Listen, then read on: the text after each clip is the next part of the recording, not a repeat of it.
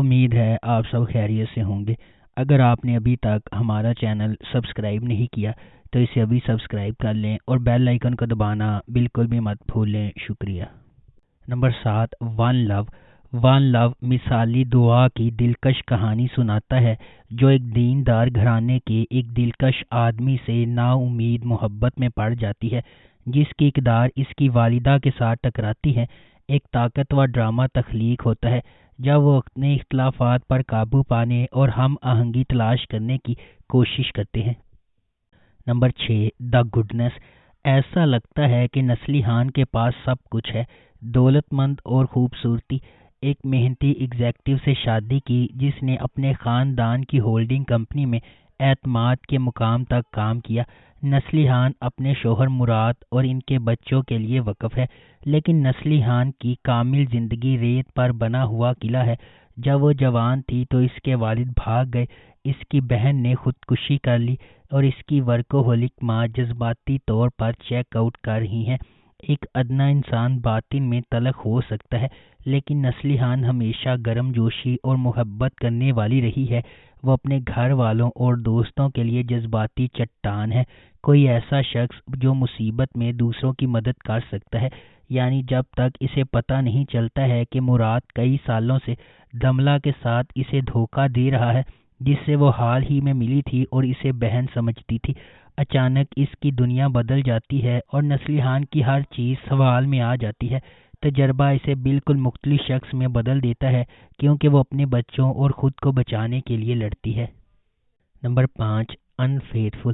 آسیہ ایک کامیاب ڈاکٹر ہے۔ اس کے شوہر وولکان اپنے بیٹے علی کے لیے ایک شاندار باپ اور ایک شاندار شوہر ہے۔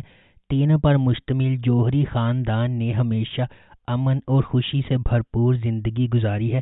یہ سفید گلاب کی طرح پاکیزہ رشتہ ہے۔ آسیہ کی نظروں میں ان کی شادی برسوں پر محیط ہے، جب تک آسیہ نے وولکان کے سکارف پر سنہری بالوں کا ایک لمبا پٹا نہیں دیکھا۔ Number 4، affair. ایک غمگین ویٹریس ایلیسن نوح کے ساتھ غیر ازدواجی تعلق شروع کرتی ہے، جو ایک قابل استاد اور ابھرتے ہوئے ناول نگار ہے۔ ان کے تعلقات کے اثرات ان کی متعلقہ شادیوں کو غیر مستحکم کرنے لگتے ہیں۔ نمبر 3، عفت۔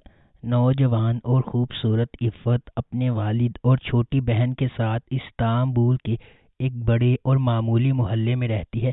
اسے مقامی ٹیکسی اسٹیشن پر ٹیکسی ڈرائیور جمیل سے شدید محبت ہے۔ عفت اس دن کے بارے میں خواب دیکھتی ہے جب جمیل اسے پرپوز کرے گا۔ در حقیقت جمیل ابھی تک عفت سے شادی نہیں کرنا چاہتا کیونکہ اس کے بڑے منصوبے ہیں۔ ایک دن وہ امیر ہو جائے گا، اتنا امیر کہ وہ متوسط طبقے کا محلہ چھوڑ کر کہیں اور غیر ملکی زندگی گزار سکتا ہے۔ نمبر 2، کنگ فشر۔ خالص آغا زیورات کی ایک بڑی سلطنت کا مالک اور خورخان خاندان کا سربراہ ہے۔ اگرچہ اس کا بیٹا اورہان اور سب سے بڑا پوتا فواد زیادہ تر کاروبار چلاتے ہیں، پھر بھی وہ کمپنی میں سب سے اہم فیصلے کرتے ہیں۔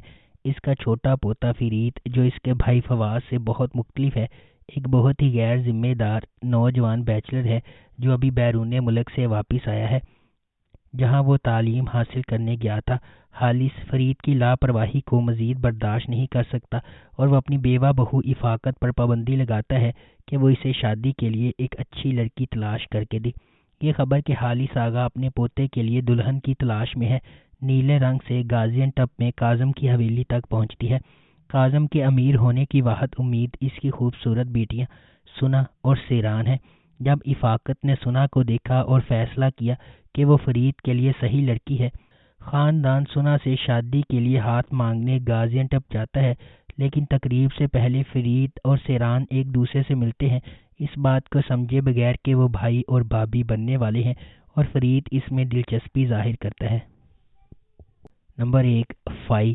ترک مصنف عزرا کوہن کی 3 کتابوں کی ایک مقبول سیریز فائی تجربے میں کھونے کے بجائے خوف کے بغیر تجربہ کرنے کا سفر ہے۔